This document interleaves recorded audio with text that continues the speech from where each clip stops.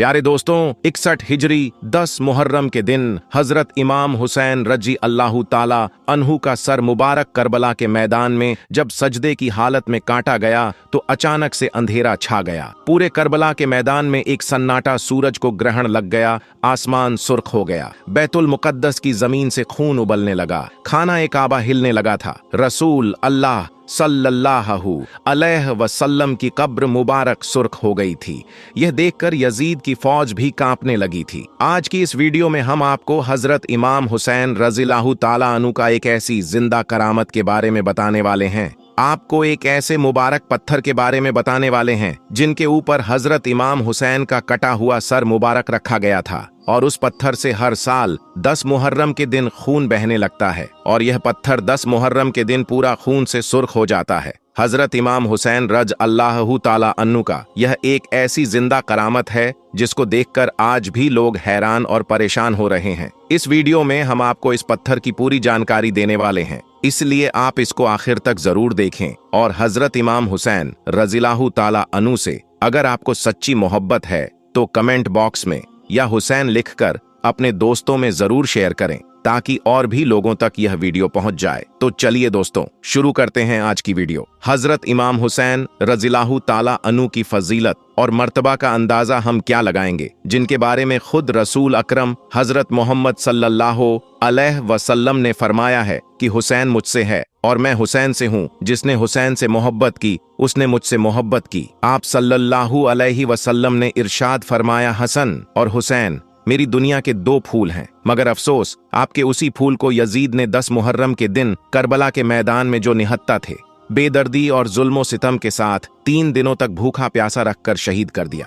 दोस्तों, 685 ईस्वी का साल वही साल है जब 61 हिजरी को करबला का यह वाक्य हुआ जिसमें हजरत इमाम हुसैन और आपके अजीजों की शहादत हुई। और इस बात का जिक्र हदीसों में भी है कि आशूरा के दिन आसमान भी खूब रोया था और उस दिन आसमान से खून की बरसात हुई थी। तारीख ने लिखा कि उस दिन बैतुल मुकद्दस में पत्थर को उल्टा जाता था तो उसके नीचे से ताजा खून निकलता था। एक किताब में जफर बिन सुलेमान लिखते हैं कि उस दिन खून की बरसात इस तरह से हुई थी कि उसका असर मुद्दतों तक फिर हमारे घरों की दीवारों और दरवाजों पर देखा गया। हर चीज खून से सन गई थी। उस वक्त खून के बाद बसरा, कूफाए, फसीरियां और खुरासान भी पहुंची और हमको यकीन हो गया कि अल्लाह का अजाब नाजिल हो चुका है। दोस्तों, जब हजरत जैनब को यजीद के महल में कैदी बनाकर ले जाया गया था तो वहां पर बीबी जैनब ने एक खुतब्बा भी दिया, जिसके आखिर में हजरत जैनब ने कहा था कि ताज्जुब ना करना अगर हमारी इस मुसीबत पर आसमान से खून बरसे, अगर नदी नाले खून से भर जाए तो ताज्जुब ना करना। जब हजरत इमाम हुसैन का सर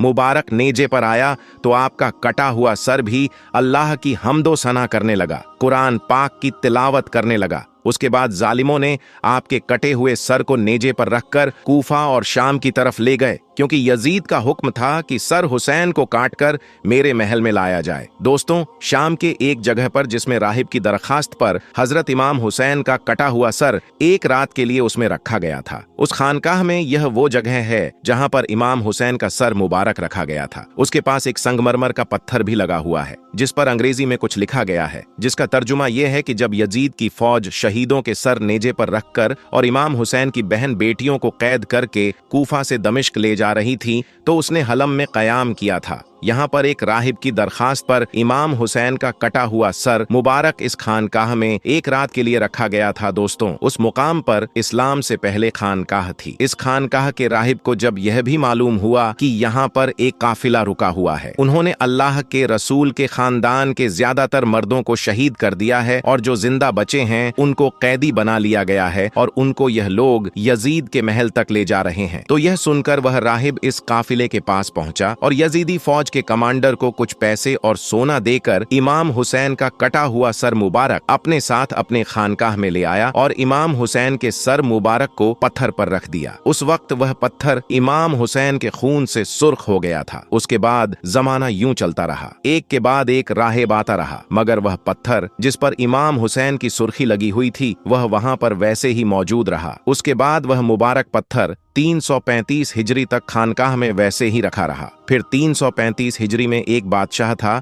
जिसका नाम हमदानी था। उसने हलब पर हमला कर दिया और उसको फतह कर लिया और इस शहर पर अपना कब्जा जमा लिया, यानी कि इस शहर पर अपनी हुकूमत कायम कर ली। मगर वह बादशाह भी इस मुबारक पत्थर की ज़ियारत को जाता रहा, और यही नहीं, उस बादशाह को इस मुबारक पत्थर से इतना ज्यादा लगाव हो गया था कि उसने यहाँ पर एक शानदार इमारत भी तामीर करवा दी थी। उसके बाद सन 345 में एक और बादशाह था जिसका नाम उस्मानी था। उसने इस शहर पर हमला कर दिया और उस पर अपना कब्जा जमा लिया। मगर यह बादशाह इतना ज्यादा जालिम था, उसने लोगों को इस मुबारक पत्थर की ज़ियारत करने से रोक दिया और इस इमारत को, जिसमें यह मुबारक पत्थर रखा हुआ था, उसको अपने हथियारों का गोदाम बना लिया। उसके बाद अल्लाह की शान देखें और हजरत इमाम हुसैन की करामत देखें कि कुछ ही दिनों के बाद में, यानी कि 20 मुहर्रम 347 हिजरी को अचानक से इस इमारत में एक जोरदार धमाका हुआ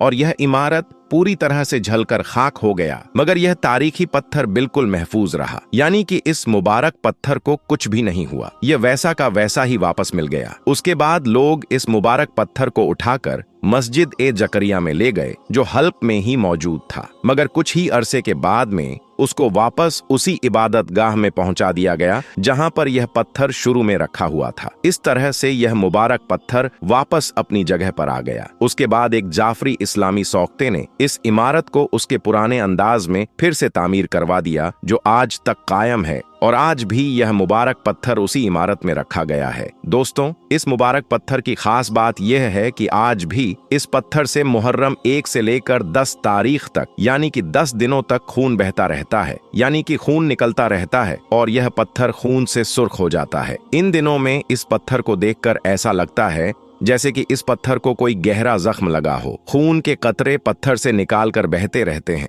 दोस्तों, यह हजरत इमाम हुसैन की जिंदा करामत है कि इतने सालों के बाद भी आज भी जब मुहर्रम का महीना आता है, जब मुहर्रम की 10 तारीख आती है, तो इस पत्थर से खून निकलना शुरू हो जाता है और यह मुबारक पत्थर खून से सुर्ख हो जाता है। याद रखें, हजरत इमाम हुसैन की कुर्बानियों की वजह से ही आज हमारा दीन इस्लाम आज तक कायम है। अगर हजरत इमाम ए हुसैन अपने नाना जान का दीन बचाने के लिए अपना सब कुछ कुर्बान ना करते, तो इस दुनिया में आज इस्लाम का नाम लेने वाला कोई भी ना होता। यही वजह है कि हजरत इमाम हुसैन का मर्तबा बहुत ज्यादा बुलंद है। खुद रसूल अकरम सल्लल्लाहु अलैहि वसल्लम ने फरमाया है कि हुसैन मुझसे हैं और मैं हुसैन से हूँ। जिसने हुसैन से मोहब्बत की, उसने मुझसे मोहब्बत की। जो हुसैन का नहीं, वह हमारा नहीं। दोस्तों, अगर आपको हजरत इमाम हुसैन रज़ियल्लाहु ताला अन्हु से सच्ची मोहब्बत है, तो आप इस वीडियो को दिल से एक लाइक करें और कमेंट बॉक्स में या हुसैन जरूर लिखें। अस्सलामु वालेकुम, खुदा हाफिज।